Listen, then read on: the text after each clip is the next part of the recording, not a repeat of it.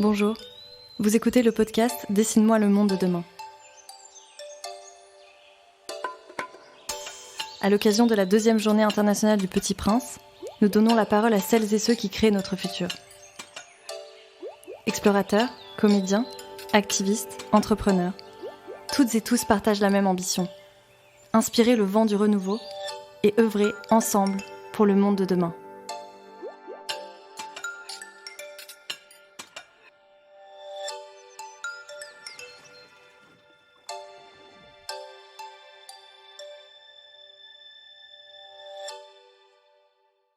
Mon nom est Louis-Albert de Broglie.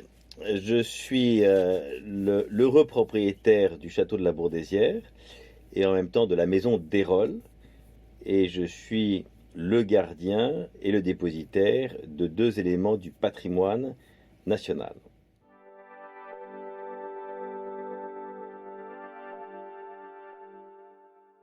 L'écologie positive, c'est une écologie des solutions, c'est une écologie du partage, c'est une écologie de l'intelligence humaine, c'est une écologie évidemment de l'horizon, et c'est pas cette écologie collapsologue, angoissante, politique, qui tente à démontrer qu'on a tout faux.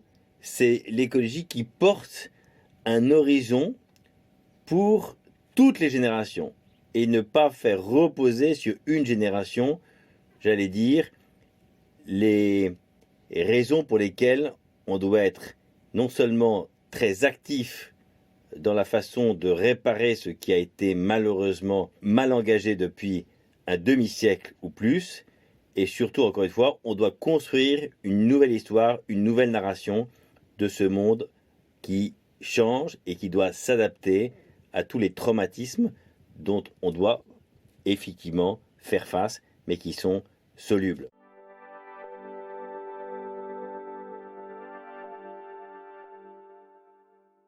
Je me suis aperçu que je pouvais contribuer, être partie, j'allais dire, de la réponse ou de la solution.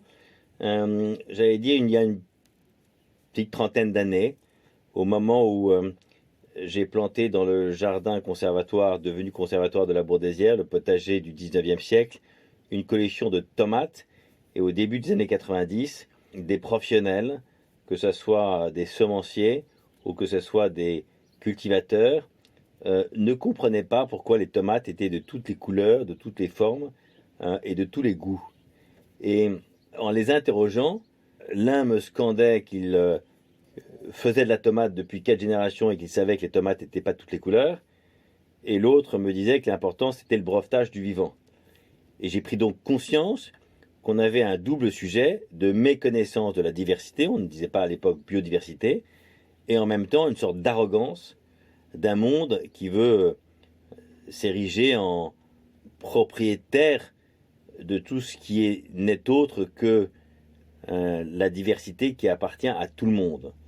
Et donc c'est devenu un combat pour évidemment trouver des solutions, et de cela j'ai pu acquérir la maison d'Érolles, qui elle-même est une maison dont la présence dans plus de 120 pays pendant près de 150 ans sur le plan de l'éducation et sur le plan de l'explication comment observer le vivant, a construit chez moi, j'allais dire, tout le ferment, peut-être pas d'une croisade, mais en tout cas d'une conviction, c'est qu'effectivement, avec notre équipe, avec de beaux projets, on peut aider à ouvrir les yeux d'un monde, c'est-à-dire de populations qui ont besoin d'être inspirées, et l'inspiration passe par l'observation.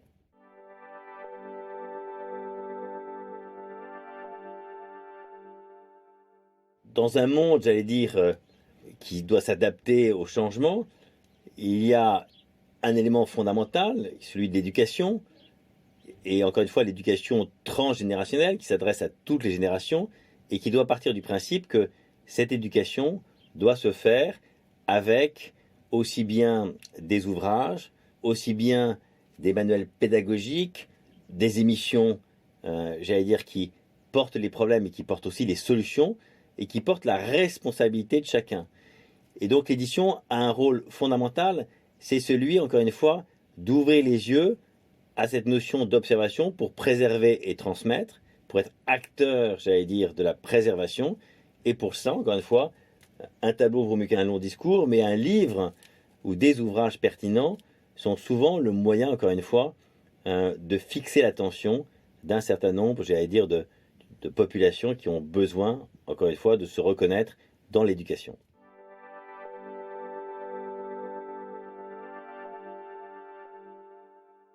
Le Petit Prince est un ouvrage que j'avais sur ma table de chevet avec une édition des années 50 qui avait été offerte par mon père.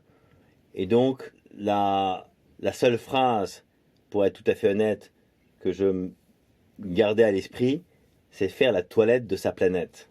Le Petit Prince, dans une lecture plus récente, évidemment, m'a réouvert les yeux sur non seulement un texte qui est d'une simplicité et d'une inspiration, j'allais dire, toute génération confondue, mais qui, à un moment ou à un autre, comme je le disais tout à l'heure, fixe un horizon.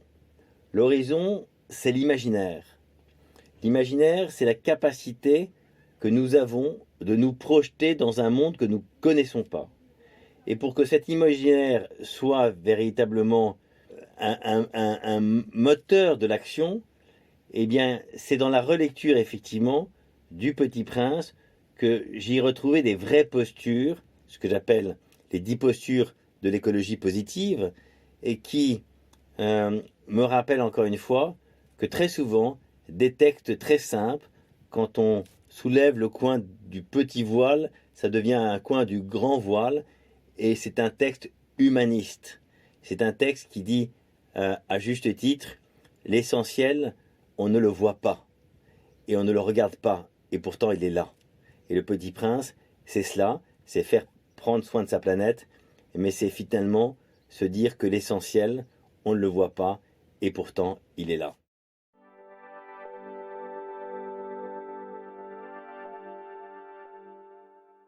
Des situations, on en vit, j'allais dire, tous les jours, et souvent elles sont exceptionnelles, ce qui me raccorde à une forme d'écologie humaniste. En tout cas, c'est la façon dont je le conçois. C'est mes années en Inde, et de façon plus personnelle, j'allais dire, le temps que j'ai passé dans des endroits où la souffrance humaine, et surtout des enfants, je parle des villages de lépreux et où les enfants ne sont pas atteints de ce stigma, et pourtant ils vivent avec des parents qui le sont. Et il y a une sorte de sourire et une sorte de bonheur où, quand on parle aujourd'hui d'un mot à nouveau très récent qui est la résilience, on parle de notre capacité, entre guillemets, à nous adapter au changement parce que la lumière, elle est toujours à l'horizon.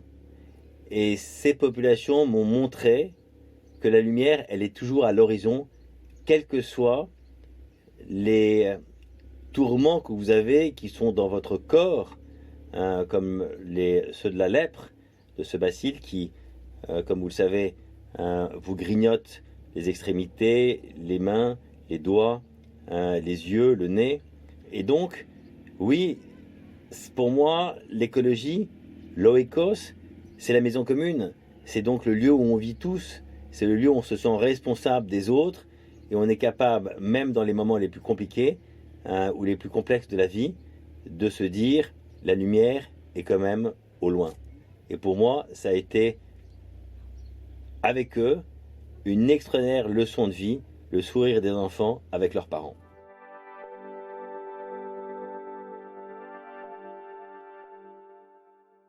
Avec le Petit Prince, et j'allais dire interrogé presque par Thomas Rivière, puis Olivier Daguet, qui était de dire qu'est-ce que nous pourrions imaginer ensemble comme exposition, est venu en relisant ce texte, cette notion effectivement, que moi j'ai appelée de l'écologie positive, mais qui dans le fond est ce regard de ces 10 postures que l'on a imaginées et qui fondent et qui doivent fonder, j'allais dire, une façon optimiste de regarder la vie, encore une fois, parce que la vie, elle est toujours confrontée à des tourments, à des drames, à des angoisses, mais en même temps, la vie de demain même si elle se fait dans l'innovation pour certains en termes de solutions aux grands problèmes qui sont les nôtres, c'est surtout la façon dont on va consommer la vie qui doit aussi changer.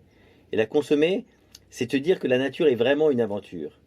C'est que l'endroit où on vit, l'endroit où on habite, il y a un patrimoine matériel et immatériel qui est singulier de ce territoire. Il faut le connaître, il faut se sentir, concerné par la différence, la singularité. La deuxième posture, c'est l'inattendu. L'inattendu, c'est le drame, mais c'est la beauté, c'est l'engouement, c'est l'amour, et en même temps, c'est le Covid, c'est un tremblement de terre, c'est une catastrophe quelle qu'elle soit. Et pourtant, il y a des solutions. Et pourtant, on se relève.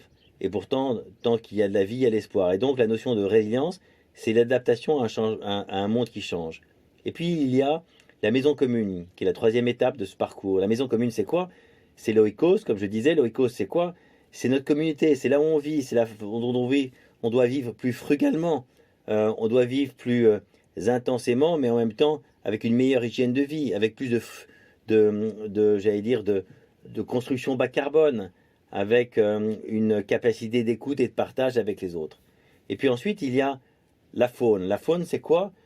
C'est l'évolution au sens où le monde a connu en 4,5 milliards d'années un nombre d'évolutions, que ce soit faune ou flore, et la faune, ça exprime tout l'écosystème de la faune et la flore, c'est-à-dire tout ce qui vit ensemble. Ensuite, la cinquième étape, c'est le temps. Et le temps, évidemment, qu'on retrouve chez Petit Prince, quand lui parle d'une rotation de la planète qu'il fait en quelques pas, de son astéroïde, pardon, ou le temps qui est compté pour Saint-Exupéry, le pilote qui se dit qu'en 6 jours, il n'aura plus les moyens de vivre. Donc tout ceci montre bien qu'il y a une notion de temps, c'est le temps de l'attente, de l'observation. Si on était des rousseauistes, c'est le temps, j'allais dire, du farniente, mais surtout, c'est le temps pour se dire que on est vivant, on est là, on est heureux, et même si on est malheureux, la lumière est au bout du tunnel. Ensuite, la sixième étape, c'est cultiver son jardin. Cultiver son jardin, c'est voltairien, c'est candide, mais en même temps, c'est l'agroécologie, l'agroforesterie, la permaculture, c'est le monde dans lequel on doit absolument vivre, c'est-à-dire bien cultiver la terre, la préserver, la protéger, parce qu'elle nous nourrit, elle nous soigne, et elle est bonne pour nous. L'étape suivante, c'est l'eau. L'eau dans tous ses états, et Dieu sait que dans le Petit Prince, l'eau est un élément essentiel pour cultiver son jardin, mais en même temps pour survivre, et on est fait d'eau. Donc l'important, c'est l'eau dans tous ses états, et de comprendre que l'eau peut être dans tous ses états. La huitième étape, c'est le lien social. Le lien social, c'est la notion du partage, c'est la notion de l'altérité, c'est la notion de comprendre qu'il est urgent de se parler. Et donc, à la Bourdésière, sans rentrer pour l'instant dans les détails de chaque étape, c'est une installation qui permet d'être un acteur dans ce cas-là, de ce lien social. Puis ensuite, il y a l'espace.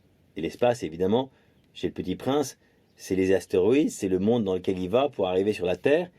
Et cette Terre, elle est unique. Sur le plan scientifique, nous vivons sur une planète qui s'appelle la Terre, Gaïa, et qui a des conditions d'adaptation pour le vivant qu'on n'a pas encore retrouvées ailleurs, ni dans le système solaire, ni dans le cosmos. Donc c'est extraordinaire. Et puis enfin, il y a la dernière étape, qui est la conclusion de tout ce cheminement, et qui est une posture fondamentale, celle que j'exprimais tout à l'heure, qui est l'imaginaire. Dessine-moi ta planète. Et si cette exposition, c'est bien dessine-moi ta planète au lieu de dessine-moi un mouton, c'est bien de dire que les 8 étapes précédentes à l'espace, ce sont des étapes où on comprend où nous vivons, pour se dire que c'est un lieu unique, et que si l'on veut écrire l'histoire, il faut l'imaginaire.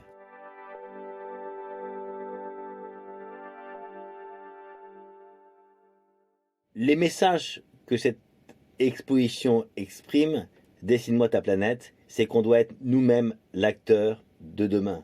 On est responsable, on est collectivement et individuellement responsable.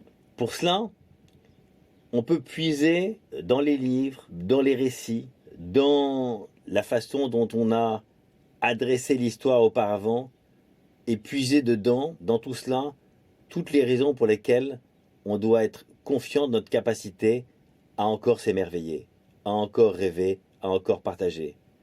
Et pour cela, le premier ouvrage que vous devez tous partager avec vos enfants, vos parents, vos grands-parents, évidemment, c'est Le Petit Prince.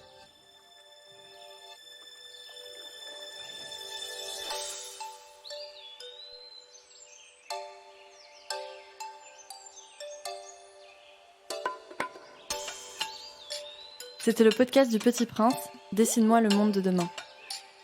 À bientôt pour un prochain épisode.